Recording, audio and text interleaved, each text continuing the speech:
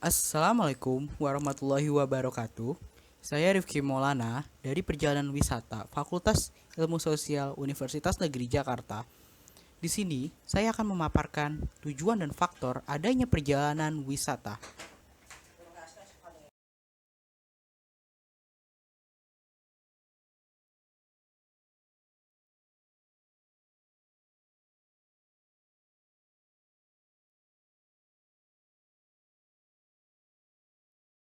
Sebelum saya memaparkan, ada baiknya saya memberikan segambaran umum dari apa yang saya akan bahas ini. Oke, apa itu pariwisata? Pariwisata berasal dari suku kata pari dan wisata yang terdapat dalam bahasa Sanskerta yang berarti pari berkeliling atau bersama dan wisata yang artinya perjalanan. Secara garis besar, atau dapat disimpulkan, pariwisata adalah suatu kegiatan seseorang berkelompok atau lebih yang menuju satu kota dari satu kota lainnya.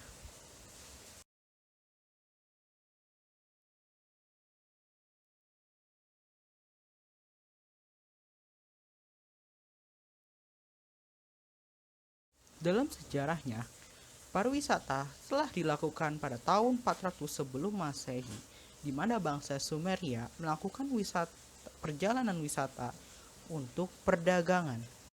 Lalu sekitar pada abad 1 sampai abad kelima terjadi perubahan wisata yang semula untuk berdagang kini menjadi bersenang-senang yang dimulai oleh bangsa Romawi. Lalu pada tahun 1760 sampai 1850 terjadi revolusi industri yang mengakibatkan kehidupan masyarakat yang berubah. Dan begitu pula pada pariwisata yang kita kenal saat ini.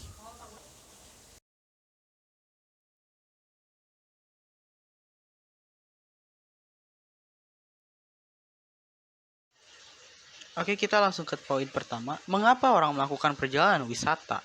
Yang pasti satu alasannya. Orang pasti melakukan wisata karena ingin bersenang-senang. Wisata dan refreshing, bukan untuk bekerja atau yang lainnya.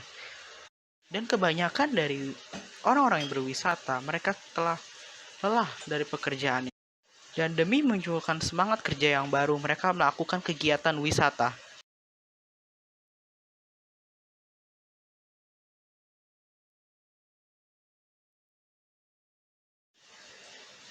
Oke, setelah itu ada faktor yang mempengaruhi mengapa seseorang melakukan perjalanan wisata. Yang pasti ada tiga faktor utama. Yang pertama faktor pendorong, yang kedua faktor penarik, dan yang ketiga faktor penarik lainnya.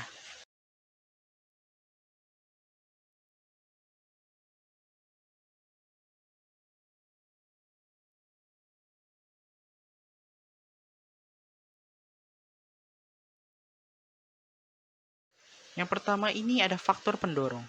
Faktor pendorong ini biasanya dipicu dari atas keinginan sendiri atau motivasi diri sendiri atau lingkungan sekitar yang mendorong seseorang atau individu untuk melakukan kegiatan perjalanan wisata yang pasti dengan satu tujuan, untuk berkreasi melepas kepenatan selama bekerja dan juga untuk menimbulkan semangat kerja yang baru dari hasil berwisata tadi.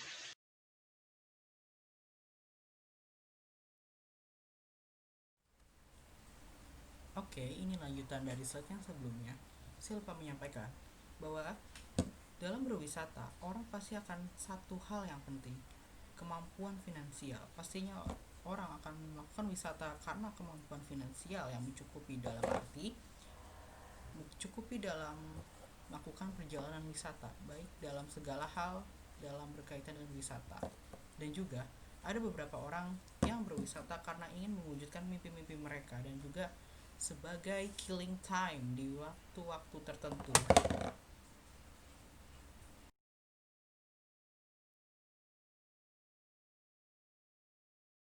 Yang selanjutnya ada faktor penarik.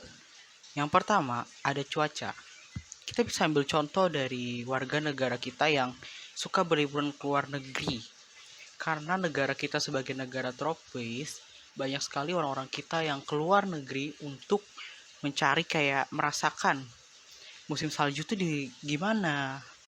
Yang kedua ada transportasi. Pastinya orang berwisata ke suatu kota atau daerah nggak mungkin mereka mencari sebuah transportasi yang nggak gampang. Pasti mereka akan cari transportasinya yang gampang sekali dan mudah.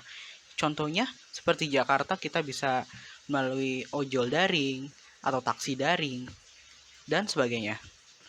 Selanjutnya, atraksi wisata. Orang pergi ke suatu hal, pasti ada sesuatu yang ingin ia lakukan atau ada daya tariknya sendiri. Kita bisa ambil contoh. Ada orang ke Bali mau lihat apa? Di sana tuh banyak banget, misalkan ada pertunjukan tariannya dan juga sebagainya. Selanjutnya ada amenities. Pastinya orang pergi ke sana ada satu alasan, mulai amenities. Pasti orang pergi ke suatu kota gak mau dong amenitiesnya kurang atau sangat tidak mendukung. Lalu, adanya keterlibatan lembaga pariwisata yang akan mendukung sebuah destinasi yang layak dikunjungi. Kita bisa ambil contoh kegiatan Kemenpar di luar negeri yang menarik daya wisatawan asing yang ingin berkunjung Indonesia, ataupun paket wisata dari agen travel atau biro perjalanan yang menawarkan destinasi wisata yang menarik perhatian wisatawan. Selanjutnya, lingkungan hidup yang alami juga yang buatan. Di sini kita bisa ambil contoh orang ke Singapura. Orang apa sih yang mau lihat ke Singapura? Pasti kecanggihan teknologinya Singapura, tata kotanya, dan juga begitu lingkungan hidup yang alami. Kayak kita pergi ke Raja Ampat. Apa sih kita yang lihat ke Raja Ampat? Apakah kita lihat gedungnya? Tentu saja bukan. Kita melihat alamnya yang indah. Di sana banyak sekali beraneka ragam.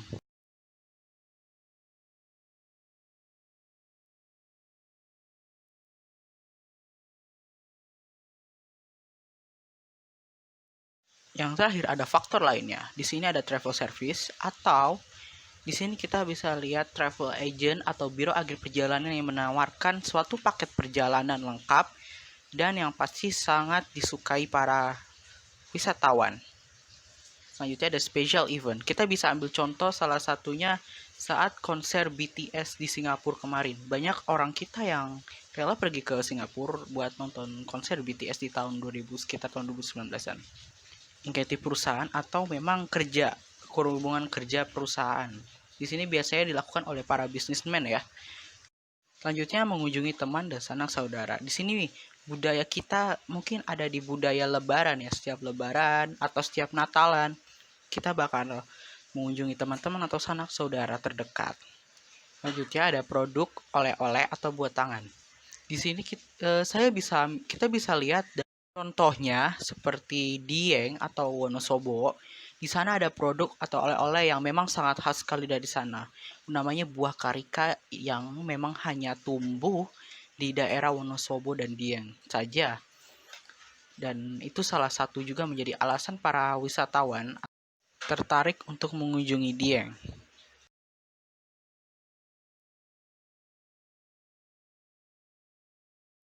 Oke, kita sudah di ujung dari pemaparan yang saya sampaikan ini. Terima kasih telah menonton video saya. Kurang lebihnya saya mohon maaf. Wabillahi taufiq wal hidayah. Wassalamualaikum warahmatullahi wabarakatuh.